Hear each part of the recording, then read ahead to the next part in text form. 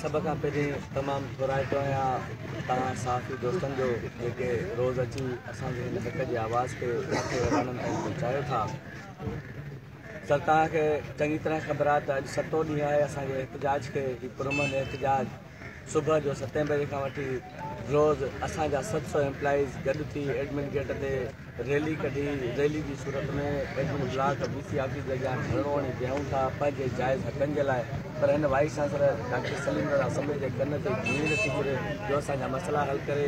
ही जंहिं ॾींहं खां वठी असांजा मसइला लीव इनकेशमेंट जो डिफरेंस आहे। लाट खाने जी पघार बंदि पई आहे 1.5 महीने खां।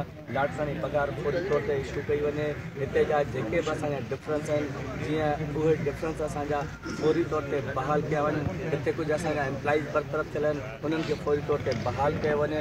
हिते असांजे एम्प्लॉइज़ जा डिपार्टमेंटल प्रमोशन आहिनि DPCU आहिनि टेक्निकल DPCU आहिनि उहे नथियूं कयूं वञनि उहे बहाल कयूं वञनि फौरी तौर ते। असांजा जेका DPC 2018 में थी हुई लैब डेमॉन्स्ट्रेटर ऐं लैब सुपरवाइज़र उन्हनि जा आर्डर अॼु ॾींहं ताईं न मिली सघिया आहिनि। वक़्तु वक़्तु सां टीमूं विहारे असां सां धोखेबाज़ी कई थी वञे। हिन जे पंहिंजे वाइस चांसलर पंहिंजनि भाइरनि खे दोस्तनि खे अकारबनि खे हिते फ्रेंचाइज़ लॻाए वेठो आहे पंहिंजे ब्रादर जी। उन्हनि खे बि पंहिंजा प्रमोशन ॾिए थो जाइज़ हक़ूक़ जाइज़ कम बि उन्हनि जा करे थो। हिते नाजाइज़ अपॉइंटमेंट्स करे थो पर असांजी सन कोटा जा आर्डर असांखे नथो ॾिए। हिन वक़्तु ताईं घटि में घटि 65 नाजाइज़ अपॉइंटमेंट करे चुको आहे। हिते असीं बस वारनि खां अपील था कयूं त अगरि जे असां 600-700 मुलाज़िमनि खे ॾियण जे लाइ हिन वटि पघार कोन्हे का त पोइ नाजाइज़ भर्तियूं कीअं पियो करे।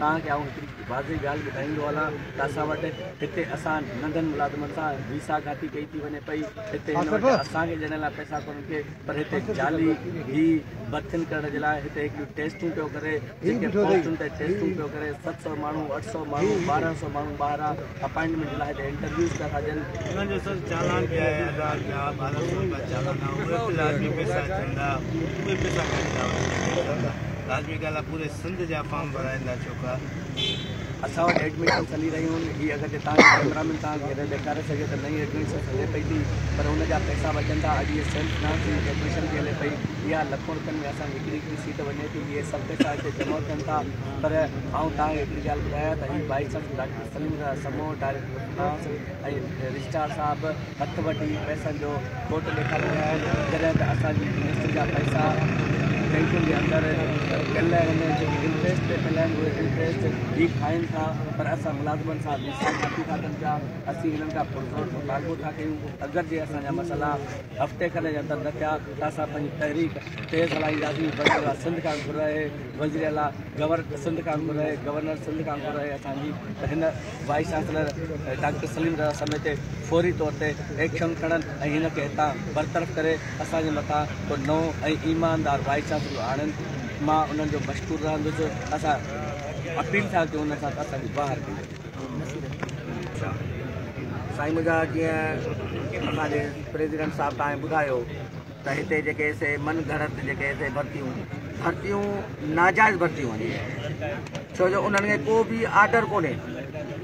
हिकिड़े तरीक़े सां खणी आऊं चई छॾियां त हिकिड़े क़िस्म जा इहे ॿाहिरियां माण्हू मनपसंदि जेके हिते मुख़्तलिफ़ सीटुनि में विहारे उन्हनि खां ख़बर न आहे त यूनिवर्सिटी कमु कहिड़ो वठणु चाहे थी। छो आर्डर त हुजणु खपे न यूनिवर्सिटी अंदरि। हिकिड़ो मेन पोस्टुनि ते तव्हां माण्हुनि खे विहारे छॾियो था उन्हनि कंहिं क़िस्म जो आर्डर कोन्हे सुभाणे उन सीट जी या हिन इदारे जेका तबाही करे वञे त उनखां केरु पुछण वारो आहे। असां इहो था अर्ज़ु करणु चाहियूं त कम से कम हिन वाइस चांसलर खां इहो त पुछनि हिन वाइस चांसलर साईं केरु पुछण वारो कोन्हे। साईं नाजाइज़ भर्ती उन करे त तव्हां ॾिसो हेॾा ख़ान मोहम्मद लाशारी ट्रांसपोर्ट में वेठो आहे उनखे को बि आर्डर कोन्हे वर्बल तरीक़े सां लॻल आहे। माना जीअं नंबर प्लेट बिना गाॾियूं हलनि ओड़े हिसाब सां जंहिंखे हेॾा एग्ज़ामिनेशन में कुझु दोस्त लॻा आहिनि उन्हनि खां पुछो उन्हनि खे को आर्डर कोन्हे। लेबॉर्ट्रियुनि में जेके माण्हू लॻा आहिनि उन्हनि खे बि को आर्डर कोन्हे। बाबा छा आहे जे वर्बल लॻा आहिनि।